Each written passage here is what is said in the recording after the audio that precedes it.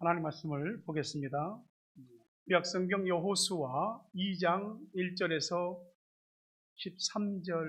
13절까지입니다. 2장 1절입니다. 눈의 아들 여호수아가 시딤에서 두 사람을 정탐꾼으로 보내며 이르되 가서 그 땅과 여리고를 엿보라 하매 그들이 가서 라합이라는 기생의 집에 들어가 거기서 유숙하더니 어떤 사람이 여리고 왕에게 말하여 이르되 보소서 이 밤에 이스라엘 자손 중에 몇 사람이 이 땅을 정탐하러 이리로 들어왔나이다. 여리고 왕이 라합에게 사람을 보내어 이르되 네게로 와서 네 집에 들어간 그 사람들을 끌어내라. 그들은 이 온 땅을 정탐하러 왔느니라. 그 여인이 그 두 사람을 이미 숨긴지라 이르되 과연 그 사람들이 내게 왔었으나 그들이 어디에서 왔는지 나는 알지 못하였고 그 사람들이 어두워 성문을 닫을 때쯤 되어 나갔으니 어디로 갔는지 내가 알지 못하나 급히 따라가라. 그리하면 그들을 따라 잡으리라 하였으나 그가 이미 그들을 이끌고 지붕에 올라가서 그 지붕에 버려놓은 삼대에 숨겼다. 그 사람들은 요단 나루터까지 그들을 쫓아갔고 그들을 뒤쫓는 자들이 나가자 곧 성문을 닫았더라. 또 그들이 눕기 전에 라합이 지붕에 올라가서 그들에게 이르러 말하되 여호와께서 이 땅을 너희에게 주신 줄을 내가 아노라. 우리가 너희를 심히 두려워하고 이 땅 주민들이 다 너희 앞에서 간담이 녹나니 이는 너희가 애굽에서 나올 때에 여호와께서 너희 앞에서 홍해물을 마르게 하신 일과 너희가 요단 저쪽에 있는 아모리 사람의 두 왕 시혼과 옥에게 행한 일 곧 그들을 전멸시킨 일을 우리가 들었음이니라. 우리가 듣자 곧 마음이 녹았고 너희로 말미암아 사람이 정신을 잃었나니 너희 하나님 여호와는 위로는 하늘에서도 아래로는 땅에서도 하나님이시니라. 그러므로 이제 청하노니 내가 너희를 선대하였은즉 너희도 내 아버지의 집을 선대하도록 여호와로 내게 맹세하고 내게 징표를 내라. 그리고 나의 부모와 나의 남녀 형제와 그들에게 속한 모든 사람을 살려주어 우리 목숨을 죽음에서 건져내라. 아멘. 전 세계가 기상이변에 고통을 겪고 있습니다. 어느 쪽은 너무 뜨겁고 어느 쪽은 또 너무 비가 많아요. 뉴질랜드도 이게 뉴질랜드 여름은 아니죠. 이렇게 습한 적이 없었던 것 같습니다. 비도 너무 많이 오고요. 그러나 하나님은 날씨가 어떻든지 간에 세상에 무슨 일이 있든지 간에 하나님의 백성인 여러분과 함께 하시며 여러분을 지키시며 인도하시고 가장 합당한 때에 가장 적절한 은혜와 축복으로 여러분을 채우시고 복 주시는 줄 믿습니다. 그렇게 되기를 축복합니다. 서로 인사하십시다. 사랑합니다. 축복합니다.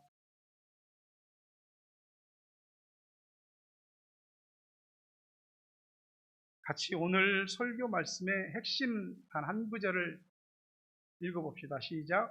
믿음은 행함으로 증명됩니다. 믿음과 행함이라고 하는 얘기는 사실은 너무나 많이 들은 얘기고 때로는 너무나 당연한 이야기고 때로는 너무나 부담스러울 수도 있는 말씀입니다.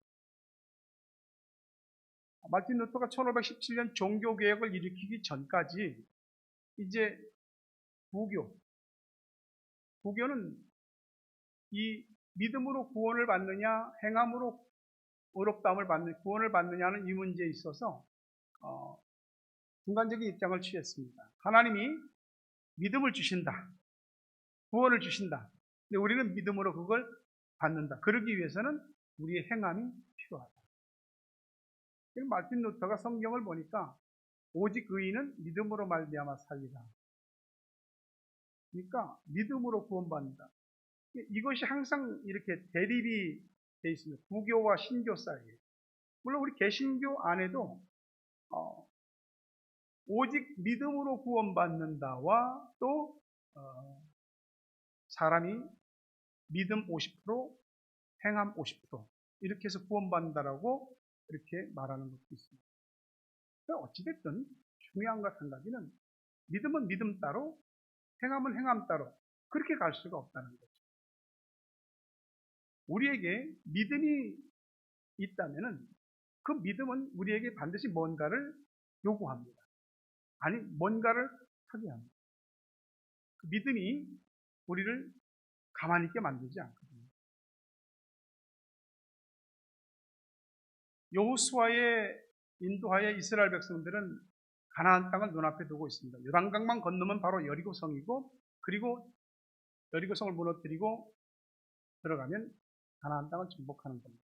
이미 모세 때에 요단강을 건너기 전에 요단강 동쪽에 있는 시혼과 옥이라고 하는 두 왕국을 이미 무너뜨렸습니다.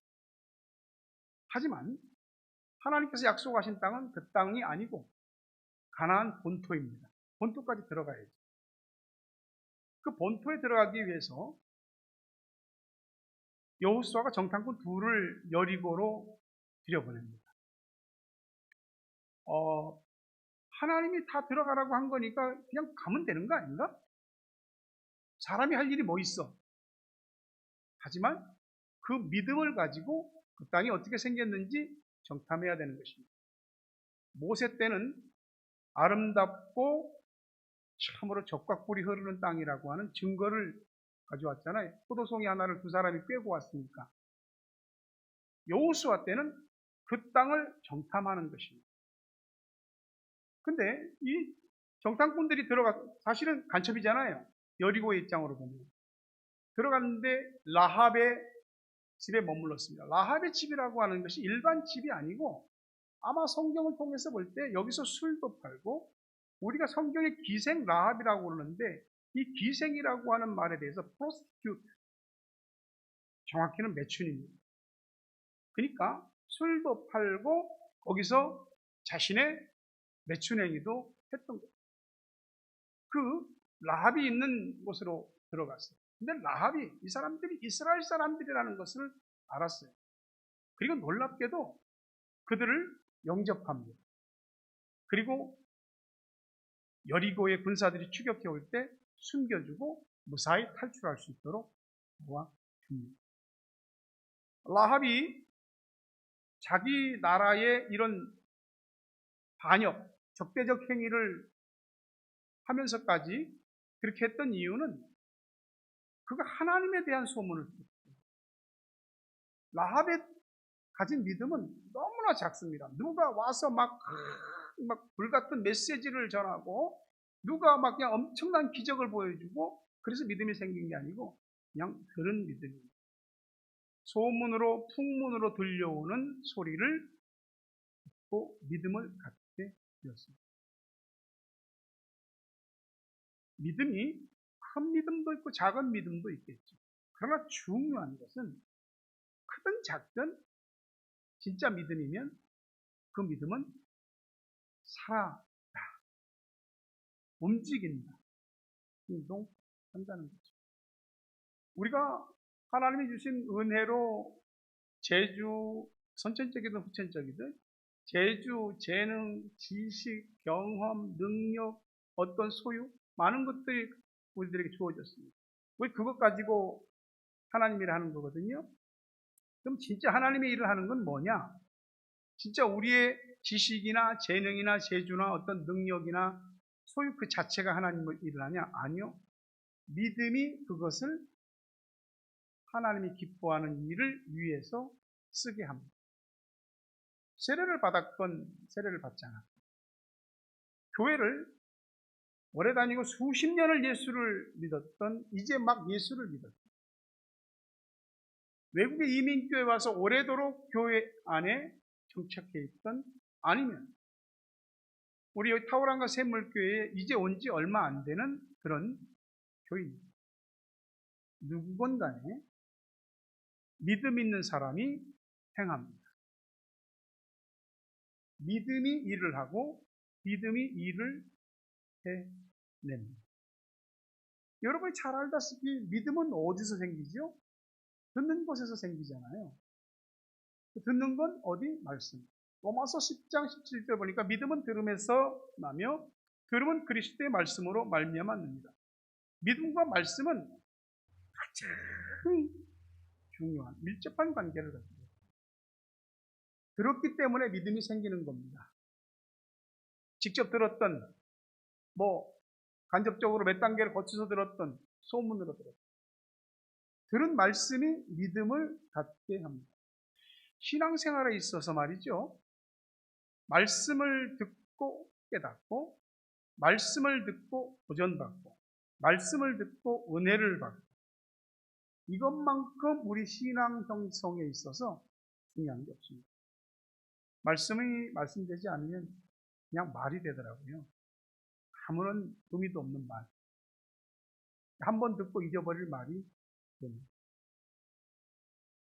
많은 말들이 있잖아요.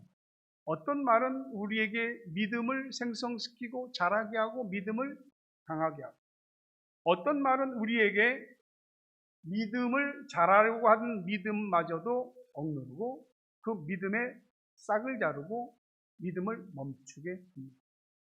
신앙생활을 잘하고 싶은 마음이 있습니까? 그 마음이 있어야 됩니다. 솔직히 말해서 신앙생활을 잘하고 믿음 있는 삶을 살고 싶지 않다면은 우리가 뭔가 잘못 믿고 있는 거예요. 보편적으로는 다 신앙생활을 나도 좀 잘하고 싶은 그런 마음이 있습니다. 그러면 귀는 귀인데 들을 귀를 가지셔야 됩니다. 참 신비로운 게 뭐냐면 귀라고 하는 사람의 이 육체의 기관을 통해서 말씀이 들리는데 그게 내 마음에 안착된다는 거예요. 귀를 통해서 들어온 이 말씀이 내 안에 자리를 잡는 거죠. 그래서 그 안에 말씀이 뿌리를 내리고 자리를 잡은 사람과 또 그렇지 않은 사람과는 차이가 있습니다. 무슨 말을 듣고 무슨 말을 마음에 담느냐에 따라서 믿음이 생기고 자라고 견고해질 수도 있고, 반대로 믿음 자체가 안 생기고 자라던 믿음도 밟히고 그리고 더 이상은 믿음이 자라지 않는 그런 플랫한 상태가 될 수 있는 거예요. 여호수아 2장 10절과 11절 보니까 이는 너희가 애굽에서 나올 때 여호와께서 너희 앞에서 홍해 물을 마르게 하신 일과 너희가 요단 저쪽에 있는 아모리 사람의 두 왕 시온과 옥에게 행한 일 곧 그들을 전멸시킨 일을 우리가 들었음이니라. 우리가 들었다고. 우리가 듣자 곧 마음이 녹았고 너희로 말미암아 사람이 정신을 잃었나니 너희 하나님 여호와는 위로는 하늘에서도 아래로는 땅에서도 하나님이시니. 들었다고. 어떻게든지 들었어요. 이스라엘 백성들이 출애굽할 때 홍해가 마르고 갈라지고 그 땅을 걷는 것. 그리고 요단강 동쪽에 있는 강력한 시온과 옥이라는 두 국가도 무너뜨린 것. 들었다. 여리고 사람들은 들었습니까? 안 들었습니까? 다 들었죠. 듣기는 다 들었습니다. 그런데 다 들었는데 라합이 믿음을 가졌어요. 다른 사람들은 말이죠. 간담이 높고 정신을 잃었다고 합니다. 그러니까 하나님의 말씀이 항상 꿀같이 오는 건 아닙니다. 복음의 양면성입니다. 복음은 누군가에게는 두려움과 그리고 간담 높고 정신을 잃게 만드는 절망에 빠지게 하는 것입니다. 그러나 반대로 복음은 누군가에게 희망, 소망이 되는 것입니다. 라합에게는 소망이었어요. 여리고 사람들에겐 절망이었어요. 우리가 정말 잘하는 설교, 파워풀한 어떤 설교를 들으면 잘 믿어질까? 어떤 놀라운 기적을 보고 체험하면 우리가 믿어질까? 그럴 수도 있겠죠. 꼭 그렇다고 할 수는 없습니다. 우리가 믿음을 갖는 믿음 자체는 그래서 하나님의 은혜가 그 믿음에 담겨 있습니다. 아무리 주옥 같은 말씀을 듣고 아무리 천지개벽할 기적을 보고 경험했다 할지라도 그것에 대해서 냉랭할 수도 있습니다. 여러분은 어떻게 예수를 믿게 됐습니까? 어머니 태중에서 모태신앙으로 또 누군가의 전도를 받고 어쨌든 누군가 믿는다고 하는 것은 메시지가 있어야 돼요. 메시지가 있어야지 듣고 믿는 거예요. 근데 누군가 전해야 될 거 아니에요. 교회가 침묵하고 교인이 침묵하고, 그러면 듣고 믿을 수 있는 사람이 없는 거예요. 여러분이 말을 하지 않고 살라고 하면 얼마나 견딜 수 있겠습니까? 침묵 훈련을 한다고 치면 한 훈련하는 방에다 놓고 아무 말도 하지 않고 몇 분 정도 있을 수 있을까요? 말을 하게 됩니다. 우리 안에 있는 예수에 대한 믿음이 우리 입을 열게 합니다. 교회가 침묵하고 교인이 침묵하고, 꼭 그렇지 않을 수도 있겠지만 바울이 말씀하신 것처럼 복음을 부끄러워해서 우리가 우리의 입을 닫고 있다는 거예요. 믿을 사람, 예수를 부를 사람이 없게 되는 거죠. 복음 전파하는 일은 천사도 흠모하는 일이거든요. 사실 하나님이 전 세계에 스피커를 딱 놓고 그냥 하늘에서 누구도 거역할 수 없는 두려운 메시지로 막 말씀하시면 다 믿을 것 같아요. 꼭 우리가 아니라도 천사가 능력이 많잖아요. 천사들을 싹 다 보내서 사람들 앞에, 세상 앞에 막 하나님이 살아계시다는 거 너네 믿을래 안 믿을래? 엄청나게 해대면은 사람들이 믿을 것 같아요. 근데 그렇게 하시지 않네요. 우리한테 하라고 합니다. 천사도 흠모하는 일, 그게 우리에게 주어졌습니다. 아무리 덩치가 큰 것이라 할지라도, 공룡이라 할지라도 죽은 것은 썩는 일만 남았습니다. 그러나 개미 진드기같이 작은 것이라 할지라도 살아있는 건 움직입니다. 뭔가 합니다. 로마서 10장 14절에 보니까 그런데 그들이 믿지 아니하는 일을 어찌 부르리요? 듣지도 못한 일을 어찌 믿으리요? 전파하는 자가 없이 어찌 들으리요? 여러분이 교회를 다니셨잖아요. 설교든지 성경이든지 하여튼 말씀을 들은 게 있고 배운 게 있잖아요. 그래서 여러분이 믿음이 생겼을 거 아니에요. 그 믿음은 나만의 믿음은 아닌 거죠. 여러분, 단 한 번 설교에, 단 한 번 전도에 예수 믿을 수 있을까요? 사람이 바뀔 수 있을까요? 예, 바뀔 수 있습니다. 십자가에 달리셨을 때 예수님 좌우에 강도가 매달렸어요. 둘 다 예수님을 조롱하고 저주했죠. 네가 구세주라고 능력자로 십자가에 매달려 죽는 주제에 그러다가 한 강도가 깨달음을 얻게 됩니다. 그리고 예수님을 모욕 주고 욕하는 강도한테, 야, 너하고 나는 죄가 있어서 죽는 게 당연한데 이분은 죄가 없으시다. 그런 말 하지 마라. 그러면서 주님 앞에 주님 나라에 임하시고 저를 기억해 주십시오.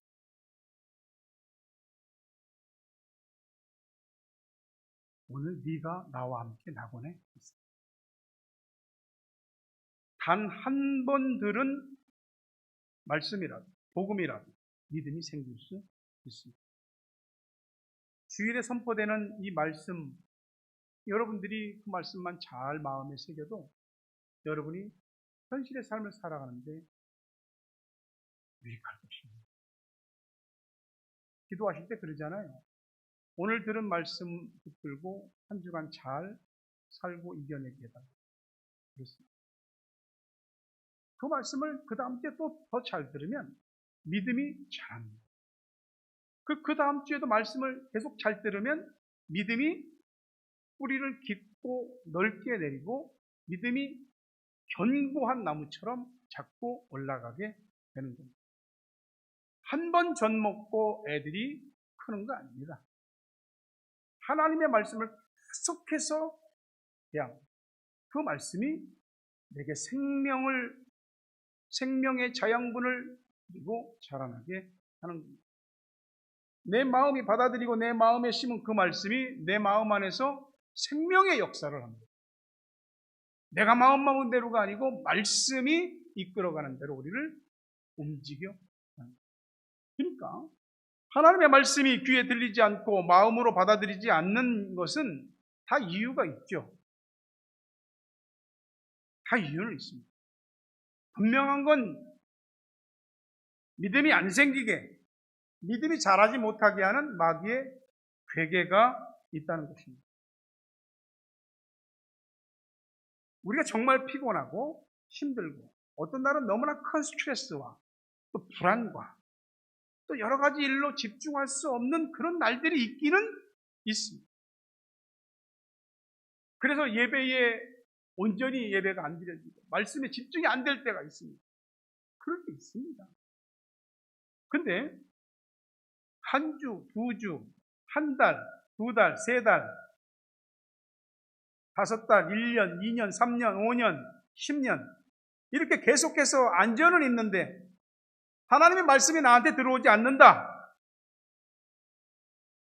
그럼 어떻게 되는 것입니까? 아는 건 어차피 좀 있으니까 아는 것 가지고 믿게 되는 거거든요. 아는 것 가지고 말하게 되는 거거든요. 오랜 시간 말씀이 들어가지 않는 빈 마음으로 교회를 다니면 자기 자신에게도 교회에도 다 불행입니다. 내 마음에 하나님의 말씀이 들어차지 않은 상태로 그렇게 신앙생활을 계속하게 되면 그는 자신의 위험지수를 높이는 것이죠. 언제든지 교회 안에서, 가정 안에서, 인간관계 속에서 시한폭탄으로 터질 수 있습니다. 말씀이 들어가지 않으면 영적인 감각이 둔해집니다. 영적인 감각이 둔해지면 인간적인, 육체적인 감각이 예민해집니다. 하나님의 말씀, 어떤 단 한마디의 말씀을 듣고도 은혜 받습니다. 그러나 어떤 단 한마디의 말을 가지고 또 마음이 다치고 시험 들고 뒤로 쳐집니다. 우리 안에는 하나님의 말씀을 받아들이지 못하게 하는, 하나님의 말씀을 걸러내서 차단하는 그런 본성이 있습니다. 그리고 누군가의 말은 그대로 가감없이 받아들입니다. 어떻습니까? 우리가 하나님의 말씀이 우리 속에 가득하게 채워지면 채워질수록 그 말씀이 내 마음과 의식 세계를 질서 정연하게 합니다. 그렇게 내면 세계의 질서가 말씀을 통해서 확립되면 사람이 어떤 말을 할 때 또 상황이 내게 어떤 메시지를 줄 때 그걸 말씀으로 필터링합니다. 마귀요 가만히 있지 않습니다. 사자같이 먹잇감을 찾아서 돌아다니고 있습니다.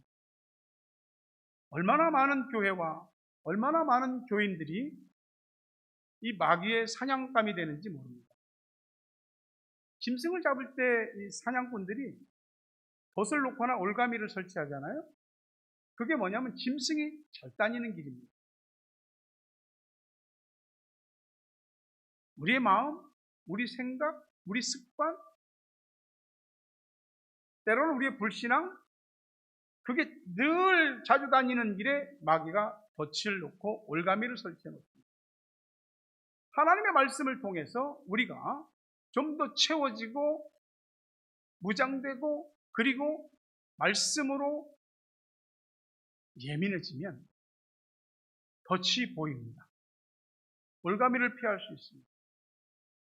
그렇지 않으면 우리는 언제든지 우는 사자같이 먹잇감을 노리는 마귀의 희삭거리가 됩니다. 마귀는 항상 내가 잘 다니는 길목을 지키고 있습니다. 마귀가 좋아하는 그 길목을, 그 길을 왜 계속 다니냐고. 우리가 믿음이 있습니까? 믿음을 어떻게 갖게 됐습니까?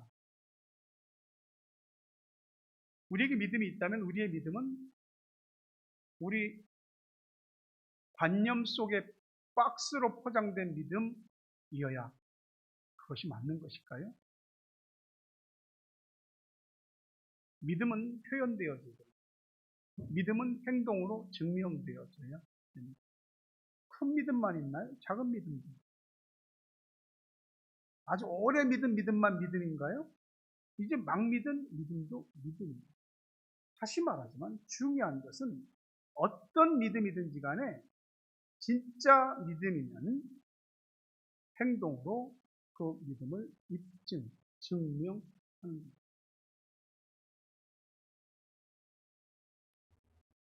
여호수아 2장 18절 보니까 우리가 이 땅에 들어올 때 우리 달아내린 창문에 붉은 줄을 메고 내 부모와 형제와 내 아버지와 아버지의 가족을 다 내 집에 모으라. 붉은 줄은 구원의 줄, 예수님의 십자가 붉은색을 의미합니다. 여리고 성은 이스라엘의 군대가 쳐들어갔을 때 사람과 짐승을 남겨놓지 않았습니다. 남녀노소와 짐승까지. 마지막 날 하나님의 심판이 임할 때는 그때는 그 어떤 것도 주님이 더 이상은 봐주지 않는 종말론적인 의미가 여리고성 함락에 들어있습니다. 그 얘기를 이스라엘 정탐꾼들한테 들었다고요. 근데 그게 뻥카가 아니고 진짜라는 걸 라합이 믿은 거예요. 그 붉은 줄이 달려진 집에 있는 사람만 사는 거예요. 방주 안에 있던 노아의 가족 8가족만 구원받았던 것처럼, 그리고 예수 그리스도의 십자가 은혜 안에 들어와 있는 사람만 구원받는 것처럼 이 붉은 줄의 표식이 걸린 그 집 안에 있는 사람만 구원받는 거예요. 다른 줄은 안 됩니다. 그래서 오직 예수로 구원받는 거죠. 그러면 라합은 자기는 그렇게 믿었다 쳐.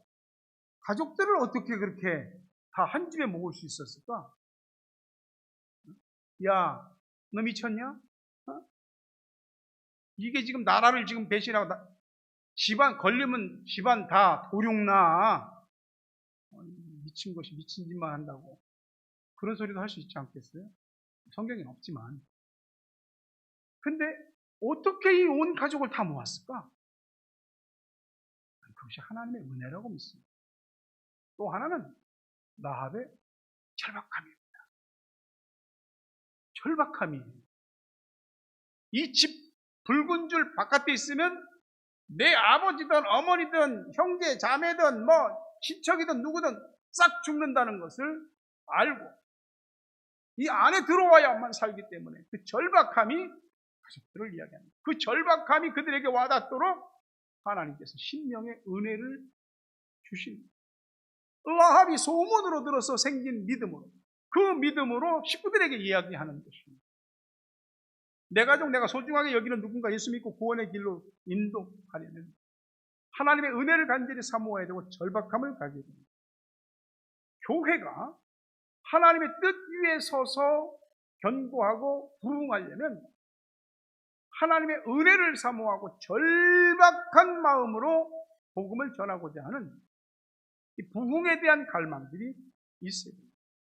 교회 안에서 누가 어른이냐? 나이 많은 사람? 직분자? 교회를 오래 다닌 사람이 교회 어른이냐? 궁극적으로 교회에서 어른은 믿음 있는 사람이 어른입니다. 그 사람이 어른이 되어서 그 교회 안에, 가정 안에 사람들에게 그 믿음의 영향력을 끼치는 거죠. 사도행전 24장 5절에 보니까 우리가 보니 이 사람은 전염병 같은 자라 천하에 흩어진 유대인을 다 소유하게 하는 자요 나사렛 이단의 우두머리. 지난 3년간 코로나 바이러스의 이 전파력, 감염력, 이것에 대해서 얼마나 많은 사람들이 고통받고 죽고 지금까지도 계속해서 나라들마다 두려움이 있잖아요. WHO도 아직 경계를 풀지 않았습니다. 이게 처음 그 모양도 아니고 변이하면서 계속 사람을 감염시킵니다. 눈에 보이지도 않는 것이. 근데 사람들이 사도 바울에 대해서 말하기를 이 사람은 전염병 같은 사람이야. 가는 곳마다 전염시켜. 뭘? 예수를. 안 믿는 사람을 예수 믿게 하고 엉뚱한 신을 믿는 자들을 바르게 하나님을 믿는 사람으로 바꾸고, 사람들을 자꾸 헷갈리게 하는 거예요. 진짜 믿음 있는 사람이 진짜 복음을 전하게 되면은 사람들 시끄럽습니다. 예수 믿는 사람이 예수 안 믿는 집안에 들어가면 그 집안에서 보이지 않는 영적 싸움이 일어나요. 하지만 우리가 예수를 믿는 사람으로서 우리 안에 예수의 인플루엔자, 예수의 복음에 우리가 감염돼서 예수라고 하는 이 바이러스를 우리가 가지고 있느냐 이 말이에요. 그리고 이것을 인플루언스, 영향력을 끼칠 수 있느냐 이 말이에요. 사람 옆에만 지나가도 감기가 걸리면 얼굴을 보고 마주보기만 해도 감염이 되고, 예수 복음은 어찌 안 되겠습니까? 우리 안에 라합이 풍문으로 들은 믿음을 가지고 자기 식구들에게 이야기했을 때 그 식구들이 예수 복음을, 살아계신 하나님을 믿게 되었잖아요. 이것이 영향력입니다. 교회 안에서 믿음으로 영향력을 끼치는 사람이 가장 어른입니다. 어떤 교회들은 교회 안에서 영향력을 끼치는 사람이 되고 싶어하는 사람도 있습니다. 그건 사람들 앞에 머리가 되고 싶고 위가 되고 싶고, 교회 안에서도 어떤 그 세상의 계급 구조나 또는 정치적인 어떤 그런 생각을 가지고 교회 안에서 영향력을 가진 사람이 되고 싶어하는 사람도 있습니다. 그러나 어떤 교회는 아무도 영향력 있는 사람이 되고 싶어하지 않는 교회도 있습니다. 앞서고 싶지 않은 겁니다. 내가 나서서 뭐가 되겠냐고. 라합이요, 아까 서두에 말했듯이 프로스티튜트, 매춘부입니다. 이스라엘 백성들 이방인을 지옥의 땔감으로 여길 정도로 이방인을 혐오하던 사람들입니다. 그 사람들이 라합을 자기들의 조상으로 성경에 올려놨습니다. 이 라합이 구원받았습니다. 성경에 보니까 라합은 살몬, 연호 아니고 살몬에게서 보아스를 낳고, 보아스는 오벳을 낳고, 오벳은 이새를 낳고, 이새는 다윗 왕을 낳습니다. 그리고 쭉쭉쭉쭉 족보가 가면서 예수를 낳으니라. 집안의 족보를 바꿔버렸습니다. 영적 흐름의 판도를 바꿨습니다. 이것이 영향력이죠. 내가 믿는 믿음이 누군가에게 영향력을 끼칩니다. 내가 붙든 십자가가 누군가에게도 십자가가 되는 것. 이것이 생명을 살리는 교회의 모습입니다. 뉴질랜드에도 앵글리칸 처치가 많은데, 앵글리칸 처치는 영국의 국교죠. 그러나 앵글리칸 처치가 점점 이렇게 구태의연해지고 생명력을 잃어갈 때에 하나님이 영국에 한 사람을 세웠습니다. 그가 존 웨슬리입니다. 감리교의 창시자입니다. 형식화되어져 가고 생명을 잃어가는 교회. 웨슬리가 하나님께 기도하기를, 주님, 영국을 변화시키겠습니다. 변화시키기 위해서 제게 주님을 향해서 물불을 가리지 않을 수 있는 사람 10명만 주십시오. 그리고 홀리 클럽을 만들었습니다. 그리고 영국에 도전을 주는 변혁의 설교를 하기 시작합니다. 웨슬리가 하는 소리가 듣기 싫으니까 앵글리칸 처치는 웨슬리의 설교권을 박탈했습니다. 그래서 웨슬리는 강단에서 설교도 못하고 말 타고 돌아다니면서 설교를 했습니다. 이렇게 믿어야지 바르게 믿는 것이고, 그래서 잘 믿는 방법들을 제시합니다. 그래서 감리교를 메소디스트라고 합니다.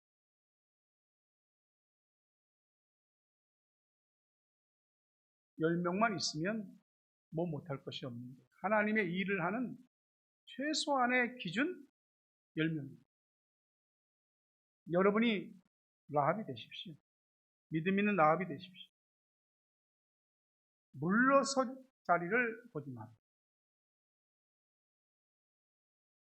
어떻게 하면 안 할 수 있을까?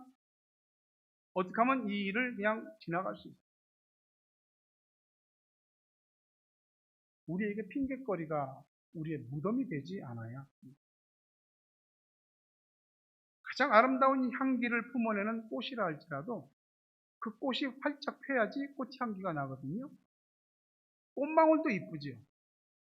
꽃망울도 이쁘지만 꽃망울일 때는 향기가 나지 않습니다. 꽃망울이 펑 터지는, 안 터지고 싶은데 계속 꽃망울로 있고 싶은데 아니요, 터져야 돼요. 그래야지 향기가 나. 그래야지 그 꽃에 벌과 나비가 찾아요. 그리고 거기에 꽃이 열매가 맺기 됩니다. 라합이 예수 믿을 수 있는, 하나님을 영접할 수 있는 기회가 좋아서 그랬나요? 아니요. 걸리면 죽는 겁니다. 생명을 걸고 지금 하는 겁니다. 히브리서 11장 31절에 보니까 믿음으로 기생 라합은 정탐꾼을 평안히 영접하였으므로 순종하지 아니한 자와 함께 멸망하지 아니하였다. 정탐꾼을 영접했는데 믿음으로 영접한 겁니다. 다 멸망당할 때 나는 멸망당하지 않는 겁니다. 그것이 뭐예요? 행함 있는 믿음 때문입니다. 믿음은 반드시 행동으로 나타납니다. 때로는 우리가 어떤 상황을 보게 됩니다. 때로는 양쪽에 다리를 걸치고, 때로는 이쪽으로, 때로는 저쪽으로, 때로는 머뭇거립니다. 여리고에서 하나님 믿은 사람은 라합 한 사람입니다. 믿음은 말이죠. 아무도 안 믿어. 아무도 안 해도. 나 혼자만 믿음이 있어도 그 믿음이 움직이고 그 믿음이 일을 합니다. 야고보서 2장 17절 18절 보니까 이와 같이 행함이 없는 믿음은 그 자체가 죽은 것이라. 어떤 사람은 말하기를 너는 믿음이 있고 나는 행함이 있으니 행함이 없는 내 믿음을 내게 보이라. 나는 행함으로 내 믿음을 내게 보이리라. 행함 있는 믿음과 행함 없는 믿음에 대해서 선택하라고 그러면 어느 쪽을 선택하시겠습니까? 여러분은 이미 선택하셨습니다. 누구도 우리 가운데 행함 없는 믿음을 선택하려는 사람은 없습니다. 그러면 행하시면 됩니다. 부뚜막에 소금도 집어넣어야 짠 겁니다. 야고보 2장 24절 26절 보니까 이로 보건대 사람이 행함으로 의롭다 하심을 받고 믿음으로만은 아니니라. 또 이와 같이 기생 라합이 사자들을 접대하여 다른 길로 나가게 할 때 행함으로 의롭다 하심을 받은 것이 아니냐. 영혼 없는 몸이 죽은 것 같이 행함이 없는 믿음은 죽은 것이니라. 하나님은 행함이 없는 믿음을 생명 없는 죽은 것이라고 규정하셨습니다. 다시 얘기하지만 작은 믿음이든 큰 믿음이든 오래 믿은 믿음이든 이제 막 믿은 믿음이든